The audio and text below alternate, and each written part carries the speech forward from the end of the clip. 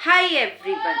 देखिए दोस्तों, जितना हमारे पास होता है ना, अक्सर क्या होता है, जो हमारे पास होता है हम उसमें खुश नहीं रह पाते हैं। हमें लगता है कि और होना चाहिए, इससे बेहतर होना चाहिए।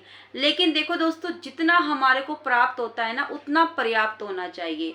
और देखो, जो चीज़ आज हमारे पास है ना, कल जब वो नहीं रहती तब हमें उसकी कीमत का एहसास होता है। हमें पता चलता है उसकी कीमत का जब वो हमारे पास नहीं रहती, हमसे दूर चली जाती है। देखिए, छोटी सी स्टोरी सुनाती हूँ मैं आपको। एक सेठ हुआ करते थे, ठीक है। एक सेठ हुआ करते थे, उनके पास बहुत सारी दौलत थी, बहुत सारे पैसे थे, बहुत जेवर था, बंगला था, सब कुछ था। मतलब उन्होंने अपनी लाइफ में बहुत कुछ कमाया। लेकिन उनकी शादी नहीं हुई थी, वो बिल्कुल अकेले थे, कोई बीवी बच्चे तो थे नहीं। रात दिन उनको ये चिंता सताती थी कि इस संपत्ति को कौन संभालेगा, कौन संभालेगा, कौन इसका वारिस बनेगा। इस चक्कर में वो बहुत ज़्यादा परेशान रहते थे, बहुत दुखी होते थे। सब कुछ होते हुए भी वो बहुत ज़्यादा दुखी रहते थे। एक बार उन्होंने अपने एक मित्र से कहा कि मुझे खुशी कहाँ मिलेगी, मैं बहुत ज़्यादा परेशान रहता हूँ, मुझे खुशी कहाँ मिलेगी। तो उनके मित्र ने उन्हें बताया कि यहाँ पास के ही गांव में एक बाबा हैं, वो बैठे होते हैं, तुम उनके पास जाओ, वो तुम्हारी इस समस्या का समाधान निकाल के देंगे। बहुत ही अनोखे तरीके से वो तुम्हें समझाएंगे कि तुम्हें खुशी कैसे मिलेगी। तो वो अपने मित्र के कहने पर उस बाबा से मिलने के लिए उस गांव में चले जाते हैं। जब वो जाते हैं अपनी गाड़ी में, उनके पास एक बड़ा सा बैग होता है। उस बैग में उन्होंने अपने जीवन में जो भी कुछ कमाया था, जितनी भी संपत्ति थी, उसमें पैसे थे, जेवर थे, सब कुछ था। एक इतना बड़ा सा बैग था, उसको वो लेके बाबा के पास जाने के लिए वो निकलते हैं घर से अपनी गाड़ी में। अब जैसे ही उस गांव में वो जाते हैं, तो गांव में जाके बाबा के बारे में थोड़ी पूछताछ करते हैं कि बाबा है, मुझे कहाँ मिलेंगे। तो गांव के लोग बताते हैं कि बाबा वहाँ जंगल में बैठे होते हैं। अगर वो समाधि में बैठे होंगे, ध्यान में बैठे होंगे, तो तुम उन्हें परेशान मत करना। अगर वो बैठे होंगे आराम से, तो तुम उनसे बात कर लेना। तो वो जब सेठ जी जाते हैं तो वो देखते हैं बाबा जी बैठे होते हैं। वो जाके बाबा जी के पास वो अपना बैग रख देते हैं और हाथ जोड़ के बैठ जाते हैं और अपनी समस्या बताते हैं कि बाबा, मैं बहुत दुखी रहता हूँ, मैं खुश नहीं रह पाता, मुझे खुशी चाहिए, खुशी कहाँ मिलेगी। बाबा जी उसकी पूरी बात सुनते हैं कि वो क्या बोल रहा है।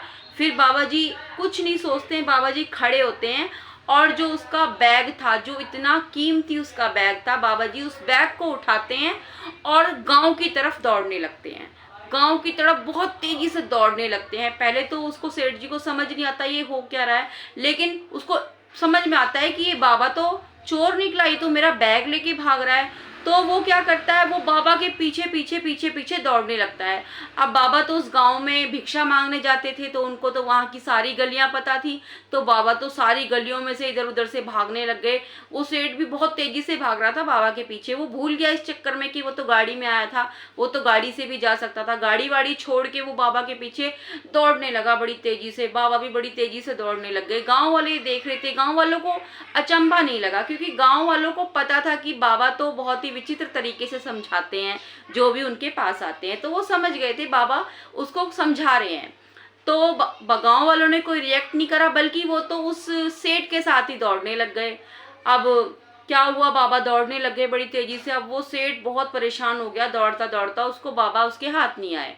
लास्ट में वो अपनी गाड़ी के पास आता है, बहुत लंबी सांस लेता है। वो थक चुका होता है भाग भाग के बहुत ज्यादा।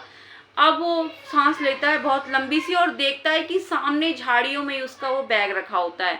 वो दौड़ के जाता है, जल्दी से अपना उस बैग को उठाता है और अपने गले से लगा लेता है और कहता है, हे भगवान, मैं तो जिंदगी का सबसे सुखी इंसान हूँ, मेरे से ज्यादा सुखी तो कोई है ही नहीं, मेरे जीवन में तो सब कुछ है। बाबा ये सुन रहे होते हैं छुप के। एकदम से बाबा निकल के आते हैं झाड़ियों के पीछे से और कहते हैं, मिल गई ना खुशी, हो गई ना तुम सुखी, है ना, हो गई ना तुम सुखी।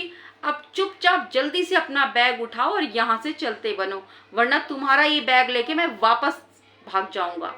ये बात सुन के उसको एहसास हो जाता है कि हाँ, मैं जीवन का सबसे सुखी इंसान हूँ। देखो दोस्तों, इस कहानी से क्या सार निकलता है? इस कहानी से ये सार निकलता है कि हमारे पास जितना प्राप्त होता है ना वो पर्याप्त होता है। जितना होता है उसमें हमें खुश रहना चाहिए। ये नहीं होना चाहिए, ये नहीं है, वो नहीं है, वो नहीं है, ये होना चाहिए था। जितना है उसमें खुश रहना सीखिए।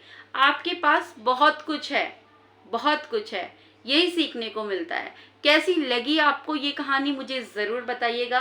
कैसी लगी स्टोरी ये ज़रूर मुझे बताइएगा। क्या आपने सीखा इस कहानी से ये भी बताइएगा। अच्छी लगी स्टोरी तो लाइक ज़रूर कीजिएगा। पहली बार चैनल पर आए हैं तो सब्सक्राइब ज़रूर कर लीजिएगा। कल फिर से आऊँगी एक नई वीडियो के साथ। तब तक के लिए bye bye and take care.